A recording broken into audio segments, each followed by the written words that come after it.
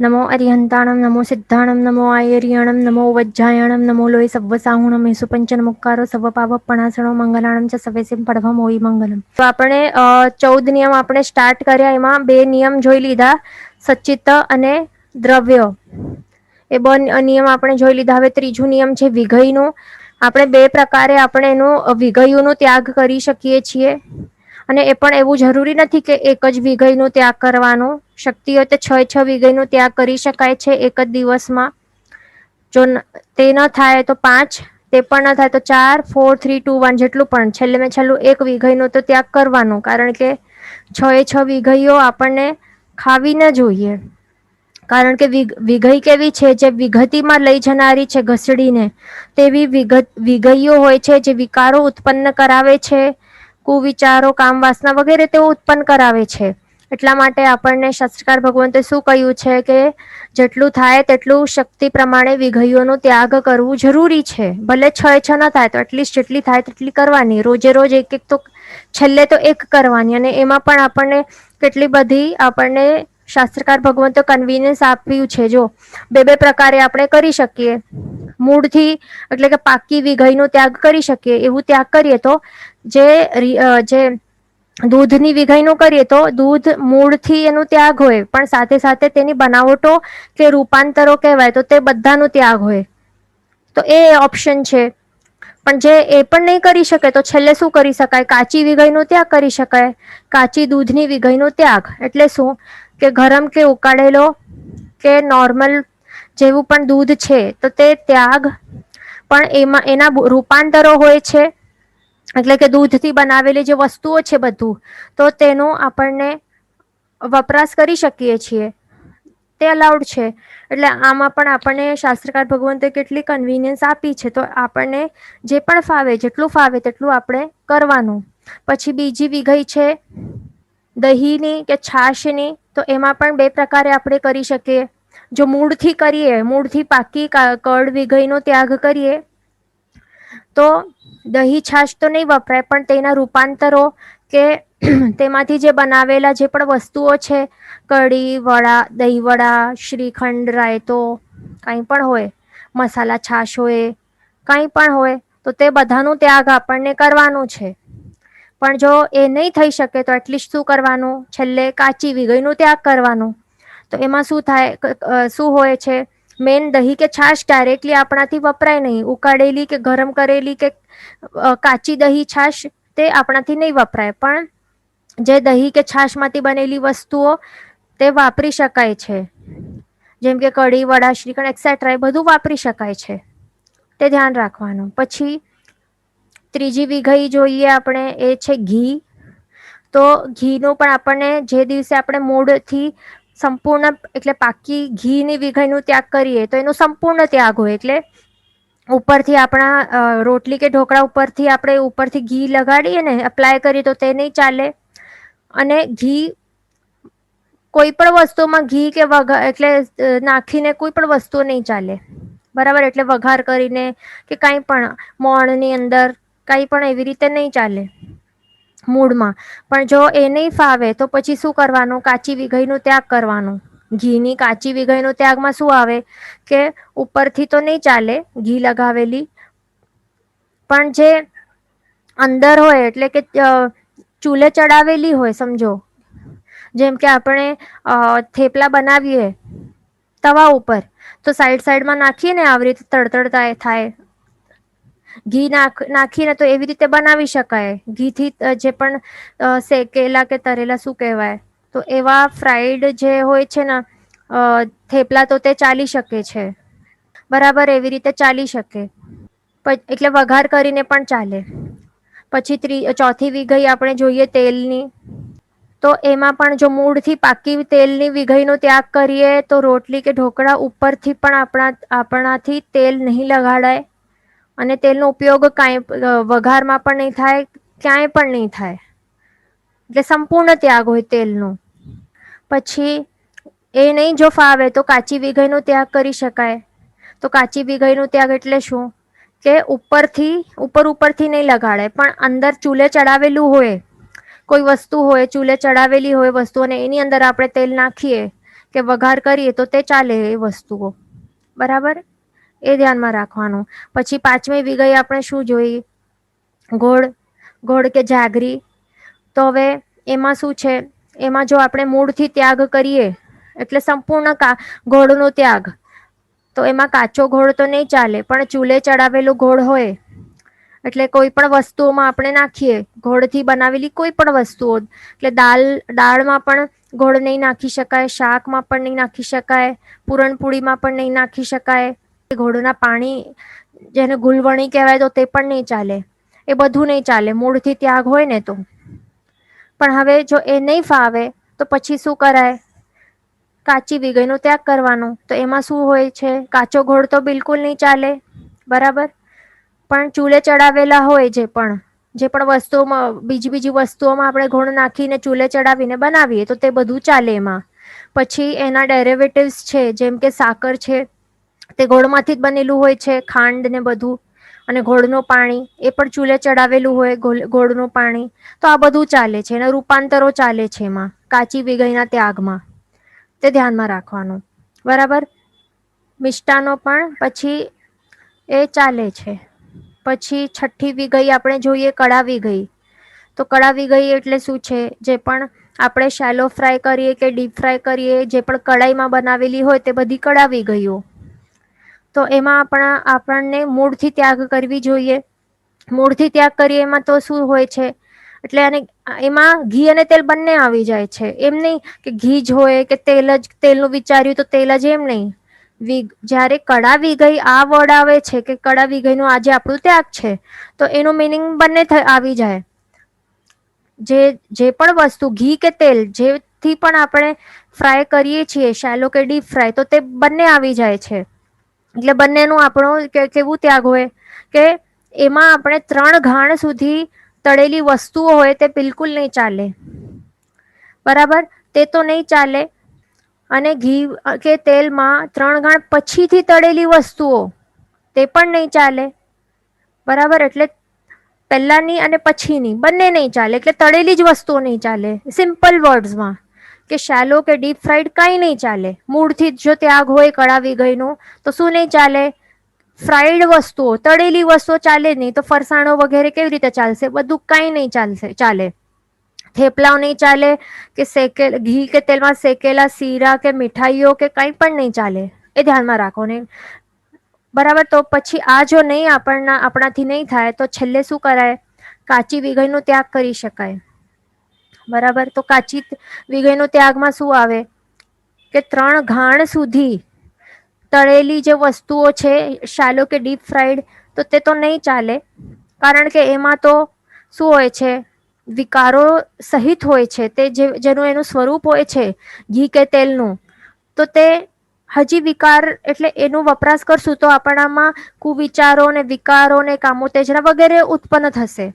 એટલા માટે 3 ઘાણ સુધી તો તળેલી વસ્તુ કાંઈ નહીં ચાલે. કારણ કે જે પણ વસ્તુ આપણે ફ્રાય કરીએ એવા વિકૃતિ ભરેલા એવા તેલ કે ઘીમાં તો એ બધું ચૂસાઈ જાય ને, એ વસ્તુ ચૂસી લે. પછી એ વસ્તુ આપણે વાપરીએ તો આપણામાં પણ એ બધી એની અસરો થાય આપણા ઉપર. જેવું અન્ન તેવું મન, એવું જ છે રૂલ. જેવો શું હોય છે? જેવો આહાર તેવો ઓડકાર, જેવું અન્ન તેવું મન. એટલા માટે આપણને વિકૃતિવાળી આ વિગઈઓ, એટલે કે ઘી તેલ જે 3 ઘાણ સુધી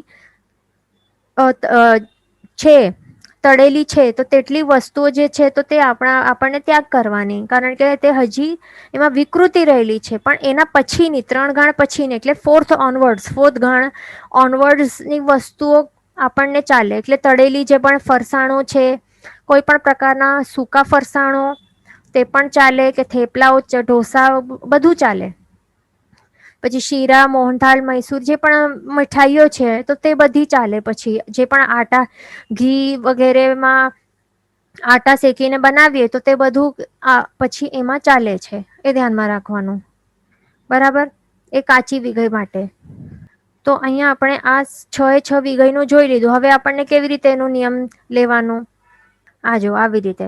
હવે રોજે સવારમાં બેડ ઉપર ઉઠીને જ આપણે નિયમ લેવાનું છે, તે એકદમ યાદ રાખવાનું. કારણ કે આપણે ઉઠતા જ આપણે બધું વપરાશ ચાલુ કરી દઈએ ને, વોશરૂમ જઈએ કે નહાવા જઈએ કે બ્રશ કરીએ કે નાસ્તો બનાવવાનું કિચનમાં કામ સ્ટાર્ટ કરીએ કે પાણી ભરવાનું ચાલુ કરી દઈએ, એટલે મેન ઇન શોર્ટ આપણું વસ્તુઓનો વપરાશ સ્ટાર્ટ થઈ જ જાય છે ને. તો એ વપરાશ સ્ટાર્ટ થાય એનાથી પહેલા જ આપણને લઈ લેવાના નિયમ, તો ઓછા પાપ લાગે ને. એટલા જ માટે આપણે કહીએ છીએ કે સવારમાં બેડમાં આપણે ઉઠીએ, નવકાર મંત્ર ગણીએ, ઉઠતા 8, બરાબર 8 ગણવાના હોય ને મિનિમમ, ઉઠતા 8 ગણવાના, નવકાર બધું જે પણ હોય, પ્રભુની સ્તુતિ ને આત્મચિંતન બધું થઈ જાય. પછી શું કરવાનું? પચ્ચખાંડ લેવાનું કમ્પલસરી. સવારમાં પચ્ચખાંડ લેવાના. જે પણ તપ હોય તો એ બધું ચિંતન કરવાનું કે શક્તિ કેટલી છે મારી. શક્તિ ઉપવાસ જે સૌથી મોટામાં મોટો તપ જે છે તે 16 ઉપવાસ જેટલું હોય છે, તો એ એટલા હું લેવું જોઈએ, પણ મારી શક્તિ નથી તો પછી ઓછો કરવાનો.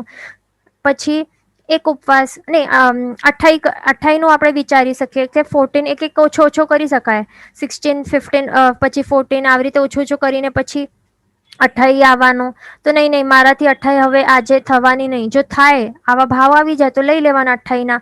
પછી 28 નું આપણામાં શક્તિ ન હોય કે ભાવ ન હોય તો પછી શું કરવાના? પછી ઓછો કરવાનું. પછી અઠમ એટલે 7, 6, 5, 4, 3 સુધી અટકવાનું. અઠમનું વિચારવાનું. અઠમની શક્તિ છે પણ મારા હમણાં પરિણામ નથી, આવા ભાવ નથી, તો કાંઈ નહીં. હવે છઠ, તો છઠનું વિચારવાનું કે છઠ એટલે કે 2 ઉપવાસ, તો એની શક્તિ તો છે મારા પાસે, પણ આજે મને ભાવ નથી, પરિણામ નથી, એટલે કાંઈ નહીં. તો હવે એક ઉપવાસ તો કરી લઉં. તો આવી રીતે ભાવના ભાવવી જોઈએ આપણને સવારમાં, બરાબર.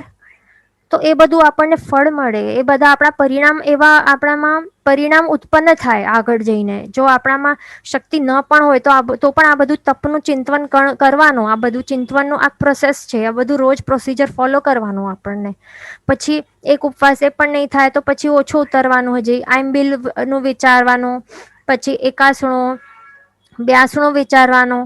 એ કાંઈ પણ નહીં થાય તો છેલ્લે પછી નવકારશીનું પચ્ચખાંડ લેવાનું. તો આટલું બધું તપની ચિંતવણીનો આખો પ્રોસેસ કરવાનો રોજ સવારમાં, બરાબર. તો પછી છેલ્લે આપણો ભાવ પણ થઈ શકે ને. પછી આવા વિચારણા આવડી ચિંતવણી કરીએ તો આપણા ભાવો પણ આવા ઉત્પન્ન થઈ શકે. આપણામાં જે સત્વ છે એ પણ એટલે એ પણ ફોરવાઈ જાય, એવું પણ થઈ શકે છે. તો આ બધું તપ ચિંતવણી હવેથી રોજ સવારમાં કરજો.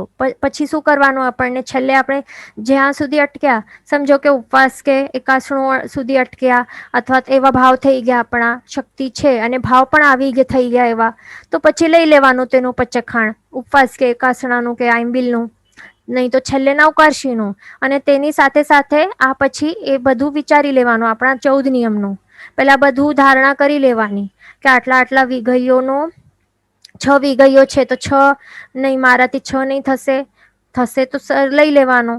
પછી 5, 4 એક કરીને ઓછો કરવાનો. વિચારવાનું કે એકદમ ડાયરેક્ટલી એવી રીતે બ્લાઇન્ડલી નહીં લેવાનું કે હા રોજ આપણો 1 વીઘાનો ત્યાગ છે તો બસ આજે પણ 1 વીઘાનો ત્યાગ કરીશ, એવું કાંઈ રૂલ એટલે સેટ નહીં કરી લેવાનું માઇન્ડમાં.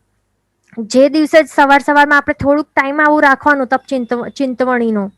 જે રીતે આત્મચિંતન કરવાનું એવી રીતે તપ ચિંતવનનું પણ થોડુંક ટાઈમ રાખવાનું, 15 મિનિટ્સ જેટલું આરામથી વિચારવાનું. પછી 6 વીઘઈનું ત્યાગનું મન થઈ જાય, આવા ભાવ થઈ જાય તો કરવાના. એવું કંઈ રૂલ નથી, થપ્પો નથી કે એક જ રોજ કરવાની. 6 નહીં થાય તો 5, 5 નહીં તો 4, એવી રીતે એ વિચારવાનું. અને પછી મૂળથી કે કાચી ટ્રાય કરવાનું કે મૂળથી જ ત્યાગ કરીએ, પણ તે ન થાય તો પછી છેલ્લે કાચીનો ત્યાગ કરી શકાય. તો એવી રીતે આપણને રોજ હવેથી તપની ચિંતવણી કરવાની છે. અને પછી નિયમ લેવાના, પછી પચ્ચખાંડ લેવાના, બરાબર. અને પછી સવારમાં શું લેવાનું? દેશાવગાસ્યમનું પચ્ચખાંડ લેવાનું. અને પછી રાત્રે પણ એવી જ રીતે સેમ કરવાનું. પછી આગળ હવે આપણને પ્લાનિંગ કેવી રીતે કરવાની? એમ તો આપણે જેમ ચિંતવણી કરી તપની તો તેવી રીતે કરી શકાય, પણ જો નહીં થાય તો છેલ્લે એક પણ આવી રીતે કરી શકાય કે સન્ડેનું 1, પછી સન્ડેનું દૂધ લઈએ તો મંડેનું દહીં, ટ્યુઝડે ઘી, પછી વેન્સડે તેલ, પછી થર્સડે ગોળ, ફ્રાઈડે કળાવી ગઈ ત્યાગ, પછી સેટરડે ના દિવસે આપણે આંબિલ જ કરી લીધું, એટલે 6 વીઘઈનું ત્યાગ કરી લીધું.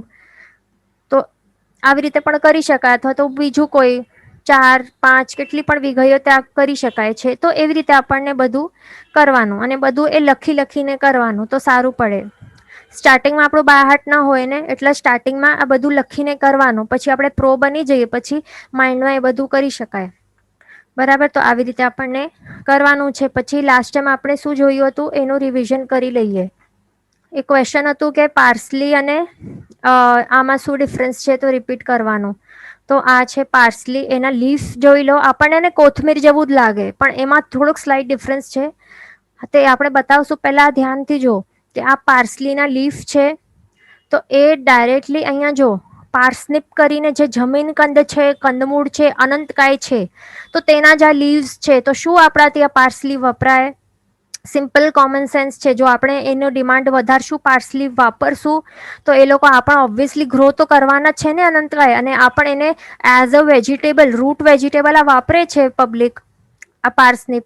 તો એનું પણ કલ્ટિવેશન વધી જશે, એ પણ એની ડિમાન્ડ વધશે, તો એનું પણ ઓબ્વિયસલી એ તો ગ્રો થઈ જશે ને. તો આ નહીં વપરાય તો આ કેવી રીતે વપરાય? સોરી, આ નહીં વપરાય તો આ પણ કેવી રીતે વપરાય? પાર્સનિપ આપણાથી નહીં વપરાય ને, પછી એ લોકો આ પણ વેચવા લાગશે અનંતકાય, તો એ બધું આપણને પાપ લાગશે ને.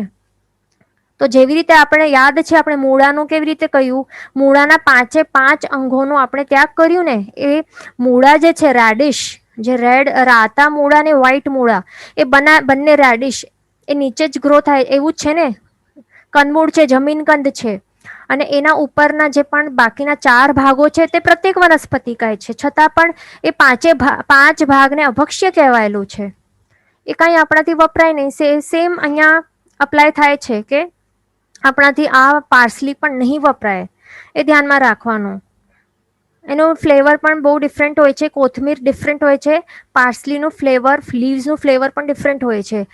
પછી આવે છે સેલરી. તો સેલરીના નીચે અહીંયા જે રૂટ છે એનું આ પણ જમીન કંદ છે, અનંતકાય છે, એનું નામ છે સેલેરિયાક રૂટ. તો આપણાથી એ પણ નહીં વપરાય. આ માત્ર કોથમીર એ વાપરી શકાય, એ પણ ઓનલી 4 months વિન્ટર માટે, ત્યારે જે ભક્ષ્ય છે, નહીં તો આ પણ 8 મહિના સુધી અભક્ષ્ય છે, તે ધ્યાન રાખવાનું. હવે એમાં ડિફરન્શિએટ કેવી રીતે કરવાનું? પાર્સલી અને કોરિયાન્ડર સિમ્પલ છે. આ થોડાક કવી છે, થોડોક રાઉન્ડ શેપ આવે છે, અને એનું બહુ એકદમ શાર્પ એવું પોઇન્ટેડ શેપ આવે છે, તો તે ખાસ એક યાદ રાખવાનું.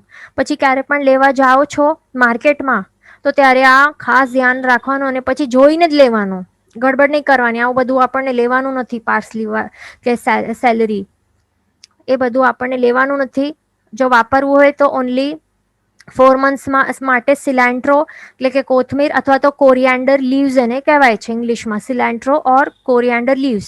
તો એ જ આપણે વાપરી શકીએ છીએ. એમાં સિમ્પલ અહીંયા ડિફરન્સ છે, આપ જોઈ શકો છો અને આઈડેન્ટિફાય પણ કરી શકો છો. બરાબર, ઓકે. તો હવે આપણે આગળનું હવે કન્ટિન્યુ કરશું આપણે. હા, પહેલા થોડાક ક્વેશ્ચન આવેલા હતા. હા, કે કઢીના ક્વેશ્ચન હતું કે લાસ્ટ ટાઈમનું ક્વેશ્ચન હતું કે કઢીના વઘારમાં પહેલા મેથીના દાણા નાખવામાં આવે અને પછી એમાં છાશ નાખવામાં આવે છે, તો શું છાશને પહેલા અલગથી ગરમ કરી લેવાની?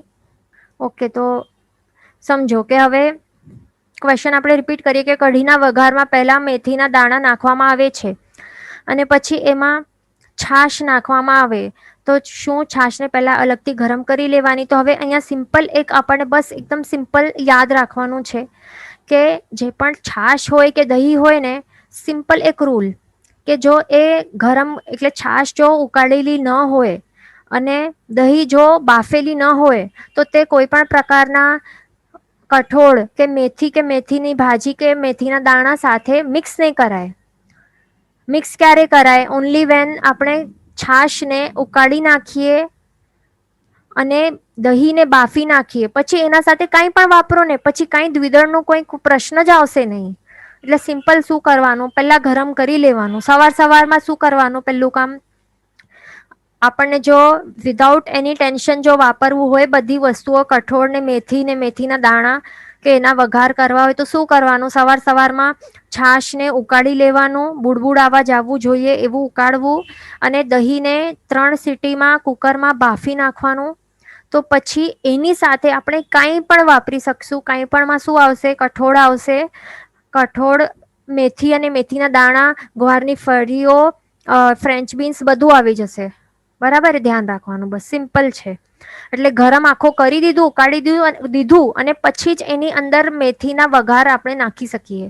પછી બીજું ક્વેશ્ચન છે, વસ્તુ તળીને બચેલું તેલ, વસ્તુઓ તળીને બચેલું તેલ રાત્રિ ઉપરાંત રાખી શકાય કે નહીં? તો હવે વિચારો, આપણે કોઈ પણ ફરસાણ બનાવીએ, તો એમાં તેલ, એટલે એ તેલમાંથી તળેલું હોય ને, તો તે સુખડી કાળ પ્રમાણે ચાલે છે. તો એવી રીતે તેલ પણ એવી રીતે ચાલે છે, કારણ કે એ ગરમ કરેલું છે, આખો પ્રોપર ઉકાળેલું છે. પણ આપણું આટલા સુખડી કાળ સુધી પણ આટલા દિવસો સુધી નથી ચાલતું. આપણું લાઈક બે દિવસમાં તો વપરાઈ જાય છે, 2 કે 3, લાઈક 2 દિવસમાં તો વપરાઈ જાય છે. એટલે ઓછું લેવાનું ને નાનકડું એવું કન્ટેનર લેવાનું, નાનકડામાં જ કરવાનું, તો જલ્દીથી વપરાઈ જાય. 2 કે 3 કે 4 દિવસમાં મેક્સિમમ, વધારે નહીં ચાલે. એવી રીતે આપણને યુઝ કરવાનું. અહીંયા ક્વેશ્ચન છે કે બાફેલી દહીંનો છાશ કરીએ તો ચાલે ઓર કઢી?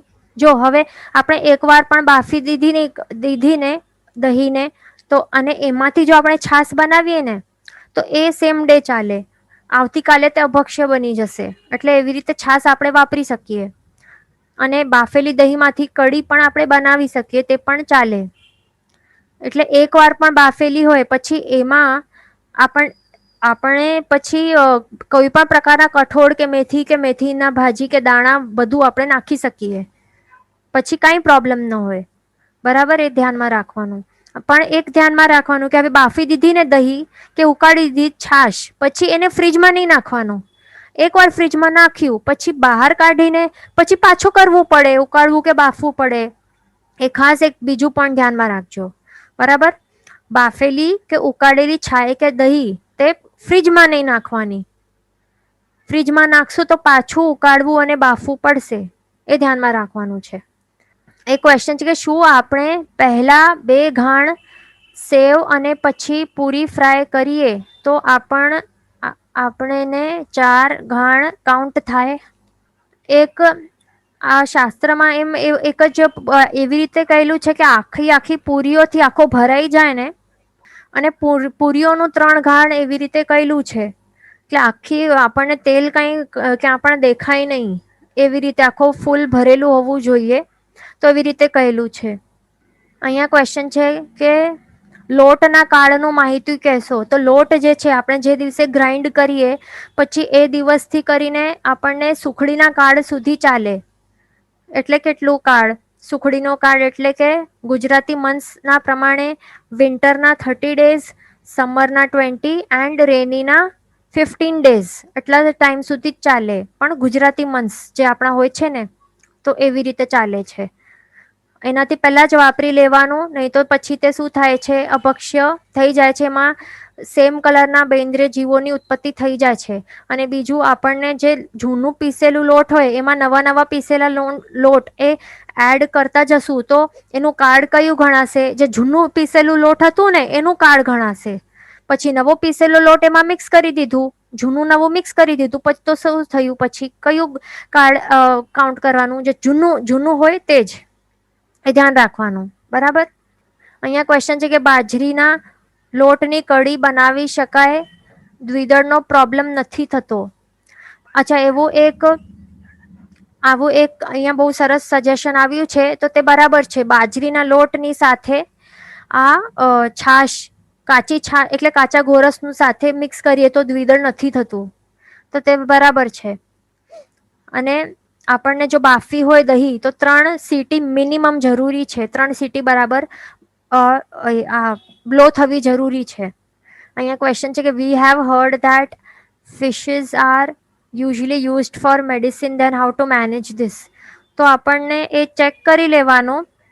એલોપેથી મેડિસિન્સ જે હોય છે ને, એટલા માટે ઘણા જણા એ અવોઇડ કરતા હોય છે. તો આપણને ટ્રાય કરવાનું. પણ જો એવી બીમારીઓ પણ હમણાં આ કાર્ડ અનુસાર એવી આવી ગઈ છે કે એલોપેથી મેડિસિન વગર એ ટ્રીટમેન્ટ થતું નથી, તો પછી આપણે જ્યારે પણ આ પચખાંડ લઈએ ને, 4 મહાવિઘયોનો ત્યાગ એક્સેટ્રા, તો ત્યારે આપણને રોગાદિક ના કારણો માટે ઝરણા, એવી રીતે એ પણ એક ટર્મ એન્ડ કન્ડિશન એડ કરી લેવાનું. કઈ ઝરણા લઈ શકાય?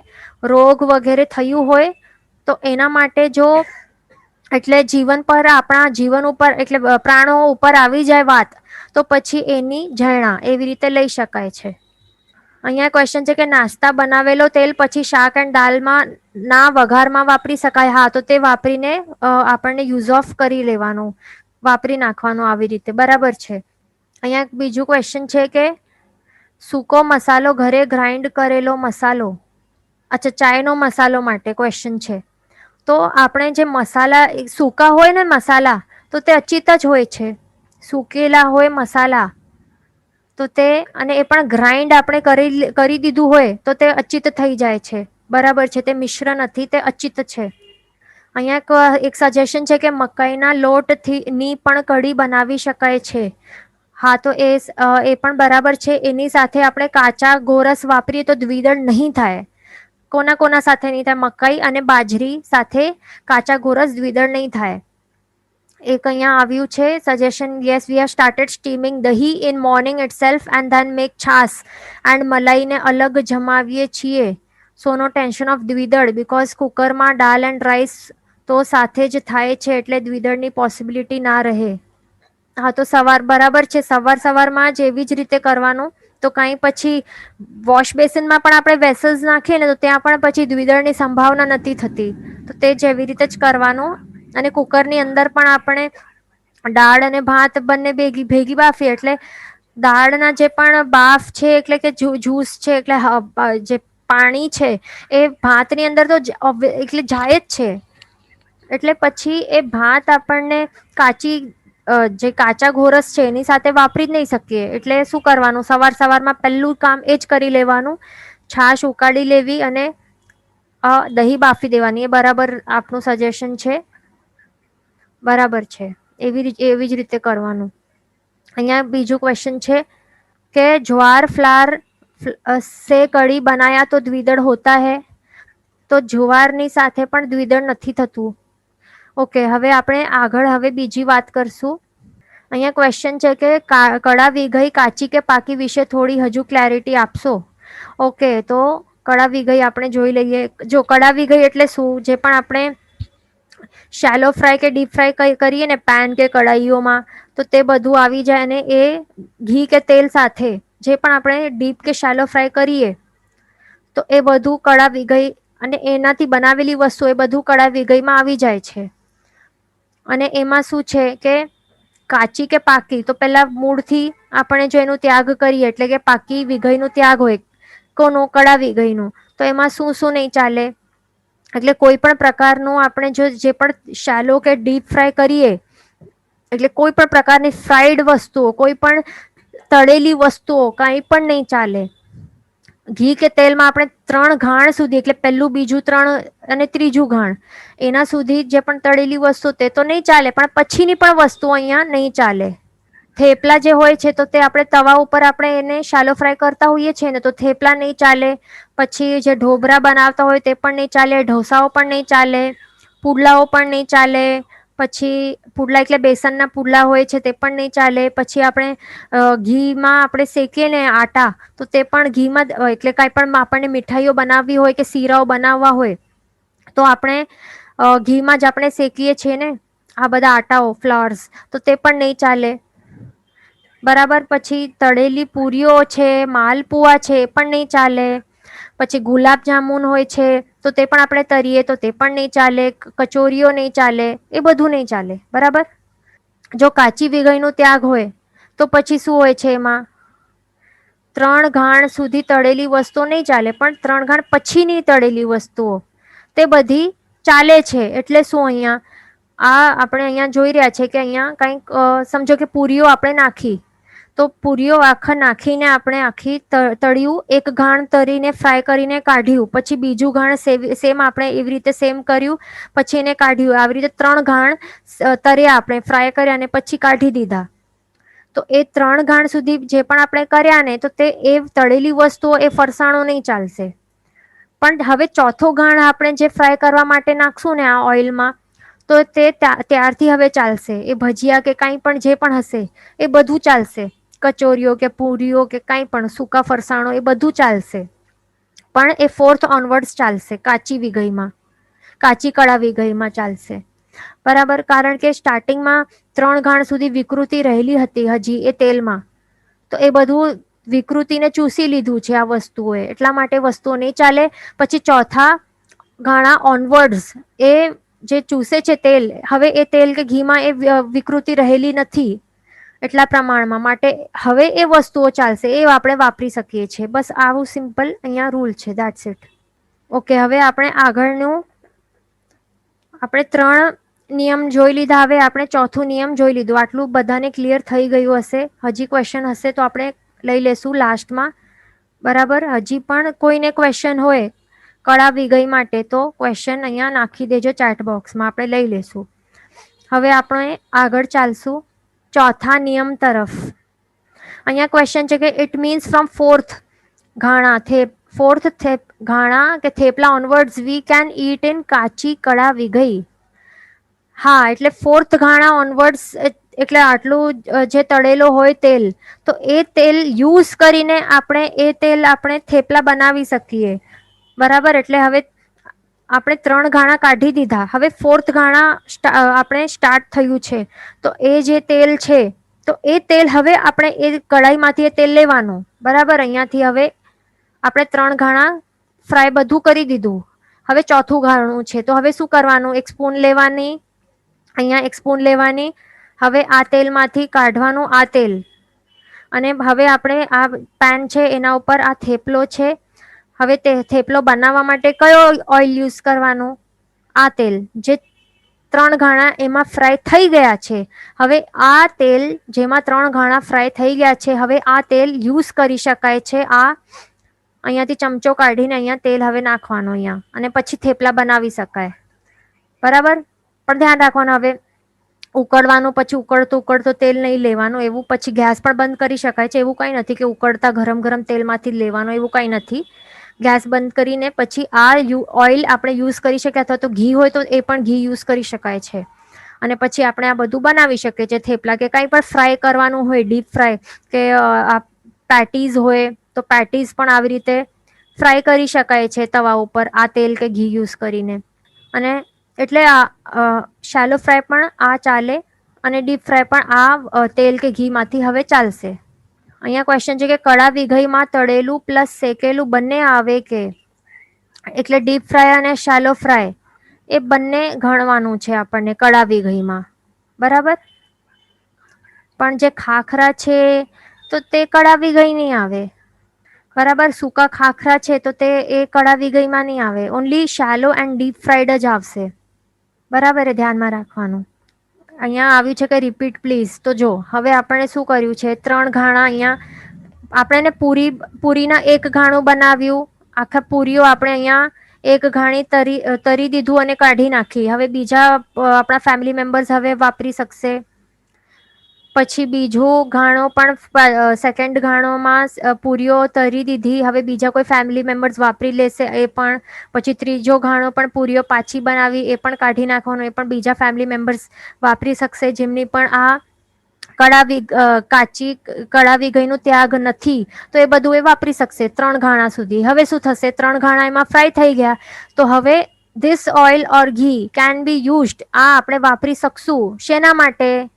એમ કાચો ખાવા માટે પણ વાપરી શકશું, અથવા તો ડીપ કે શેલો ફ્રાય કરવા માટે હવે આ વાપરી શકશું આપણે. શેના માટે? જો આપણા કાચા કળા વિગઈનો ત્યાગ હોય તો આપણે આ વાપરી શકશું. શેના માટે? અને કાચા તેલનો પણ ત્યાગ હોય તો પણ આપણે આ હવે વાપરી શકશું. બરાબર. તો હવે આપણે કેવી રીતે વાપરશું? આપણને જો તવા ઉપર હવે થેપલા આપણને આવી રીતે શેલો ફ્રાય કરવા હોય, તો હવે આ 3 ઘાણ આપણે ફ્રાય કરી દીધું છે. હવે આ તેલ એમાંથી વિકૃતિ નીકળી ગઈ છે, તો હવે આ તેલ આપણે અહીંયાથી ચમચી ભરીને કાઢીને અહીંયાથી હવે આપણે નાખશું, અને હવે આપણે થેપલા બનાવશું, અને આ થેપલા આપણે વાપરી શકશું. સિમ્પલ છે. એટલે કાચી કળા વિગઈનો ત્યાગ હોય તો આવા તેલ જેમાંથી વિકૃતિ કાઢી દીધી છે, તો હવે આ તેલમાંથી આપણે કંઈ પણ ફ્રાય કરી શકશું.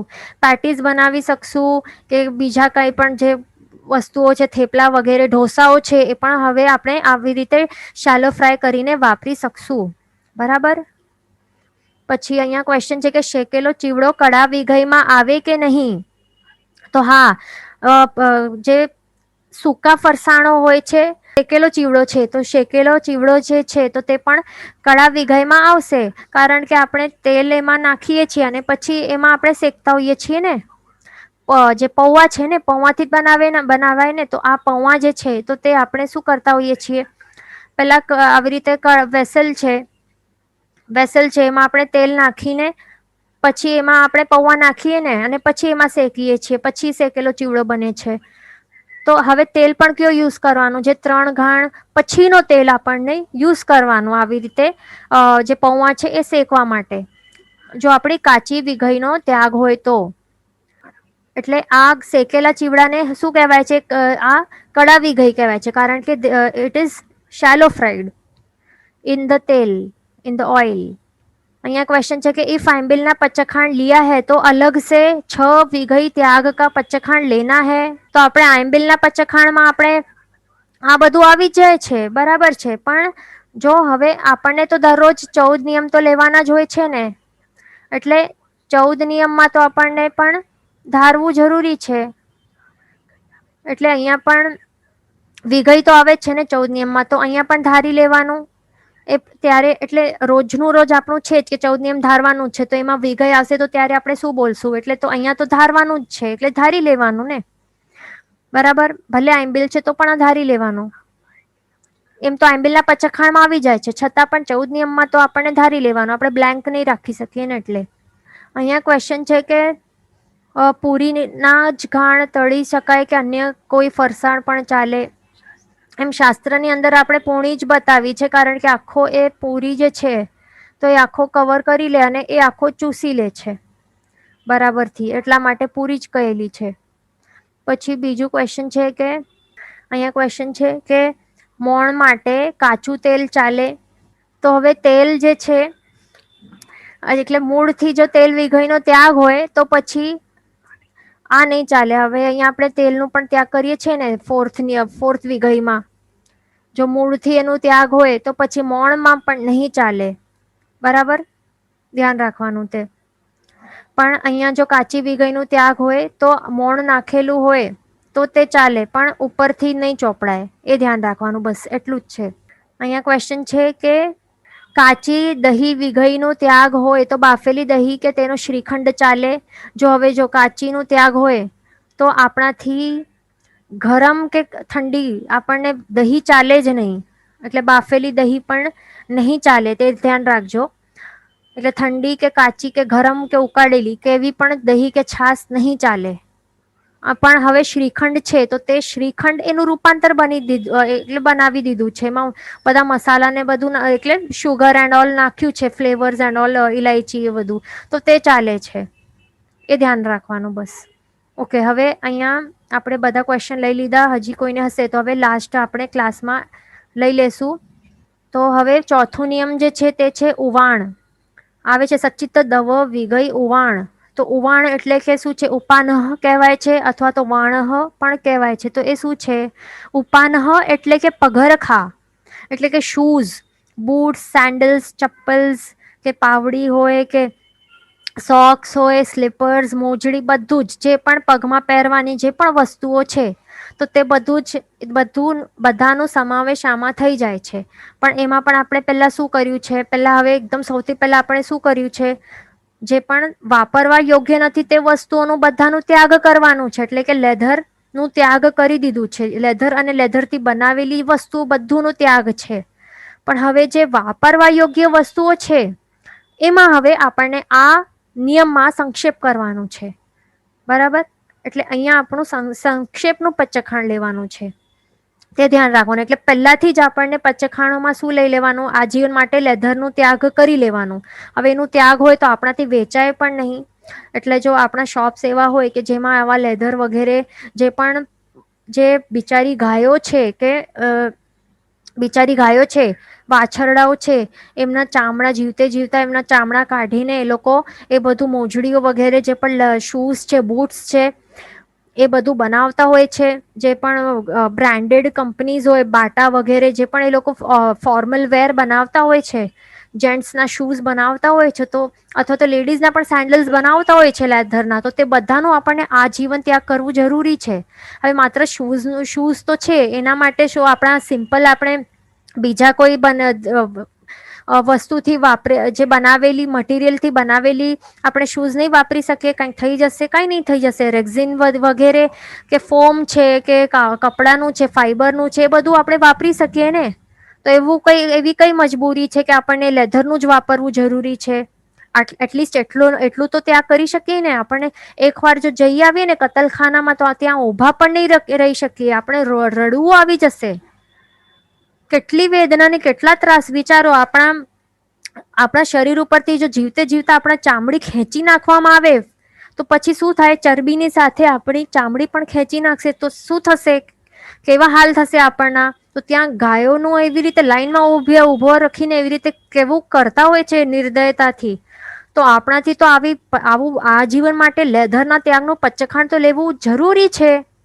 ન તો આપણાથી વેચાય નહીં, ન તો આપણાથી લેવાય. આ બધી વસ્તુઓ ટચ પણ નહીં કરાય આપણાથી. ડાયરેક્ટલી પહેલા જ ત્યાં પૂછી લેવાનું કે આ શેનું છે, કયા મટીરિયલનું છે. ખબર પડે લેધરનું છે તો એ તો એકદમ ટચ પણ નહીં કરવાનું. એ ગંધાતું પણ હોય છે.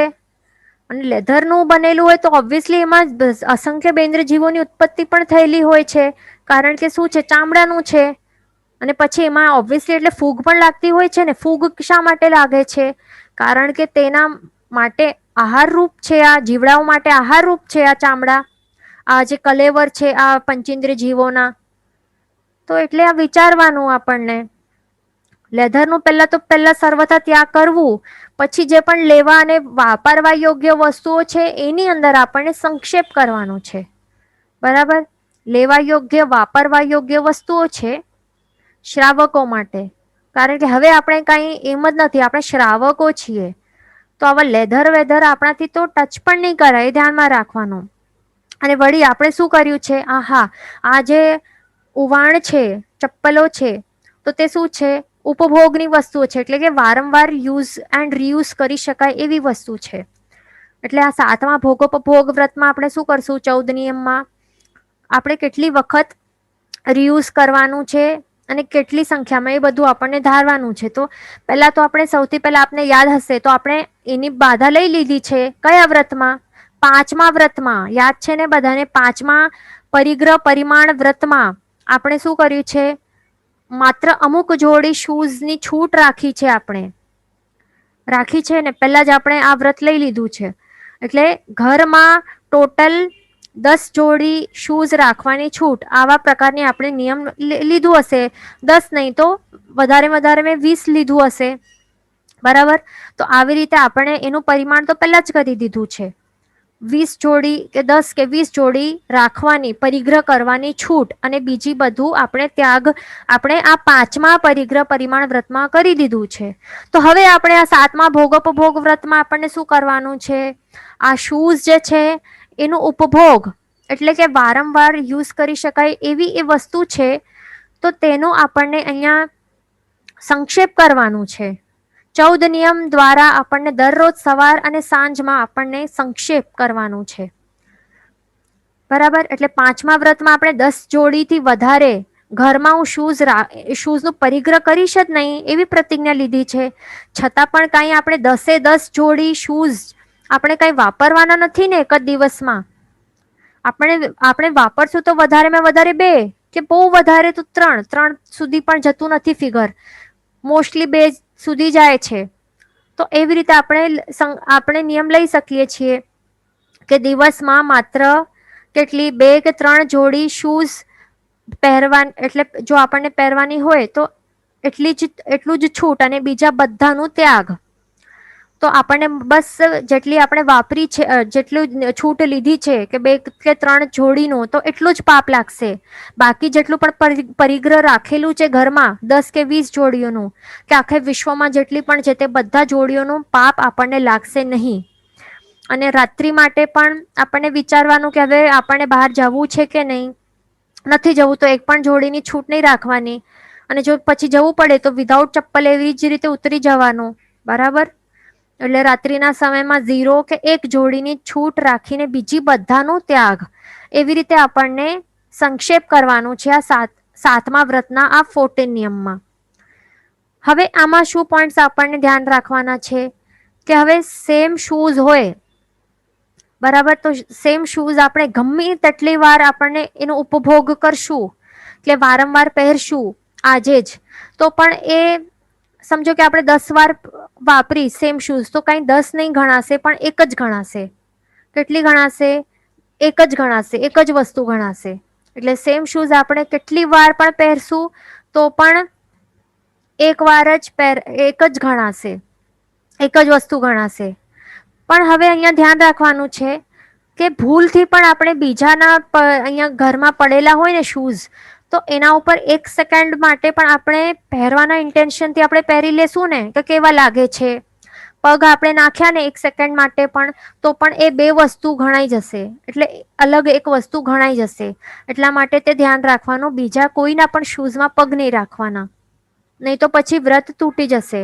પણ હવે આપણને સમજો કે હવે માર્કેટમાં આપણે ક્યારેક શૂઝ લેવા માટે જઈએ છીએ, ન્યૂ સેન્ડલ્સ લેવાના હોય છે, તો પછી શું થાય છે, આપણે બધું પહેરીને ટ્રાયલ કરીને જોઈએ ને, માપ આવે છે કે એને બધું ટ્રાયલ કરવાનું હોય, તો આપણને એ ધ્યાનમાં રાખવાનું કે આજે મને માર્કેટમાં જવું છે, તો પછી બધું ટ્રાયલ ને બધું એ વિચારીને પછી વધારે શૂઝની છૂટ રાખી દેવાની.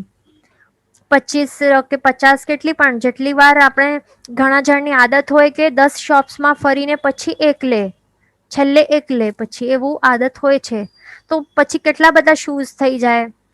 એટલે પછી તે પણ ઓછા કરવાના ને. આપણને બધી જે આદતો છે ને આપણે એ બધી ચેન્જ કરવાની.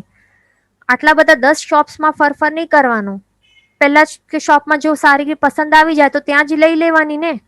તે આપણે સાઈડમાં મુકાવીએ, પછી 10 શોપ્સમાં ફરફર કરીએ, તો એ બધું ઉપભોગ જેટલું કરશું એ બધું પાપ લાગશે, એટલી આસક્તિ વધશે. એ બધું આપણે વિચારતા નથી, પણ એ બધું હવેથી આપણે વિચારશું. બરાબર.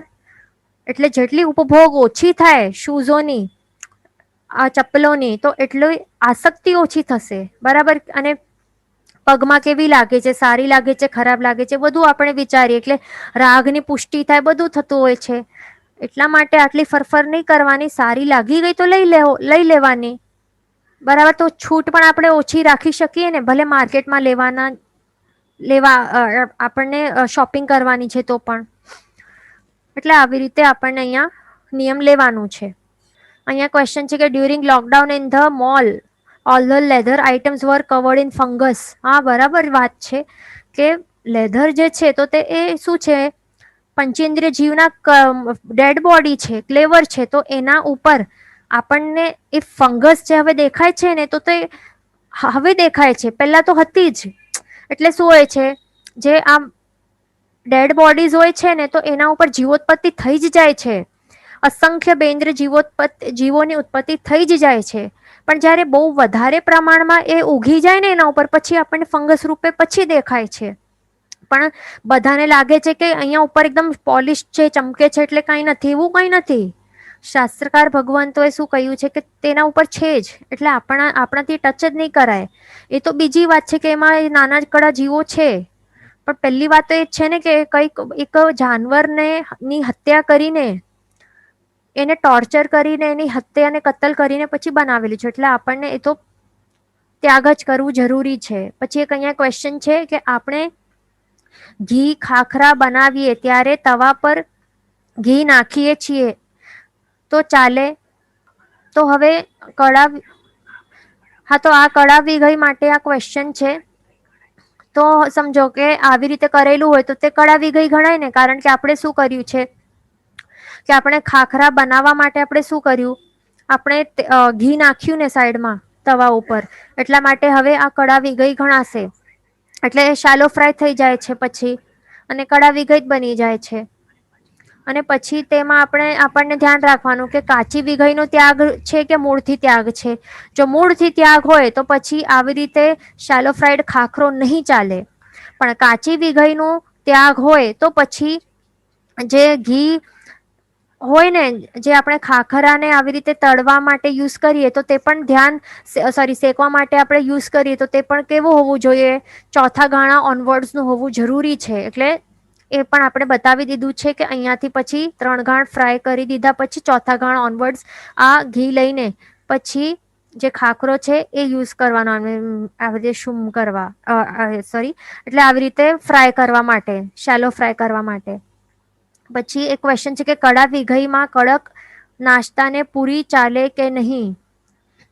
કડા વિઘઈમાં પણ કડક નાસ્તાને પૂરી ચાલે કે નહીં? તો જે પણ ડીપ ફ્રાય કરેલા હોય છે તે કડા વિઘઈમાં તે ગણાય છે, જે પણ ડીપ ફ્રાઈડ હોય છે. એટલે કઈ વિઘઈ નો ત્યાગ છે, કાચી વિઘઈ નો ત્યાગ છે કે મૂળથી ત્યાગ છે, તો એના ઉપર એ ડિપેન્ડન્ટ છે. તો જો મૂળથી ત્યાગ હોય તો પછી કઈ નહીં ચાલે, કઈ પણ ફ્રાઈડ, કોઈ પણ તળેલા વસ્તુઓ, નાસ્તાઓ કઈ પણ નહીં ચાલે. પણ જો કાચી હોય, કાચીનો ત્યાગ હોય તો પછી 3 ગાણ પછીથી જે પણ ચોથા ગાણ ઓનવર્ડ્સ નું ઘી કે તેલ યુઝ કરી શકાય છે તળવા માટે. કડક પૂરીઓ પણ બનાવવી હોય તો તે પણ કડક પૂરી બનાવવા માટે ચોથા ગાણ ઓનવર્ડ્સ થી ચાલે છે. અહીંયા ક્વેશ્ચન છે કે 14 નિયમમાં ચપ્પલની સંખ્યા ધારવાની કે કેટલી વાર? તો અહીંયા આપણને આજે દિવસમાં આપણને સંખ્યા ધારવાની છે કે આપણે કેટલા ચપ્પલોની આપણને સંખ્યા ધારવાની છે. નંબર ઓફ ચપ્પલ્સ એટલે કે સમજો કે 2 જોડી સિવાય બીજા બધા નંબર ઓફ ચપ્પલ્સ નું ત્યાગ. આપણને અહીંયા ત્યાગના પચખંડ લેવાના છે, આપણને વાપરવાના પચખંડ નથી લેવાના, એ ધ્યાન રાખવાનું. આપણે પહેલા જ આ પોઈન્ટ ક્લિયર કર્યું હતું કે હું આજે 2 જોડી ચપ્પલો તો વાપરીને જ રહીશ, આવા પ્રકારના પચખંડ લેવાના નથી. એટલે વાપરવાના પચખંડ નથી લેવાના. આપણને કયા પચખંડ લેવા જરૂરી છે? ત્યાગના પચખંડ. ત્યાગના પચખંડ એટલે ત્યાગના પચખંડ કેવી રીતે લેવાય કે આજે હું 2 જોડી સિવાય બીજી બધી જોડીઓનો ત્યાગ કરું છું, એટલે ત્યાગનું પચખંડ લેવાનું છે. એ ધ્યાનમાં રાખજો. જીન વચન વિરુદ્ધ બોલાયું હોય તો મિચ્છામી દુક્કડમ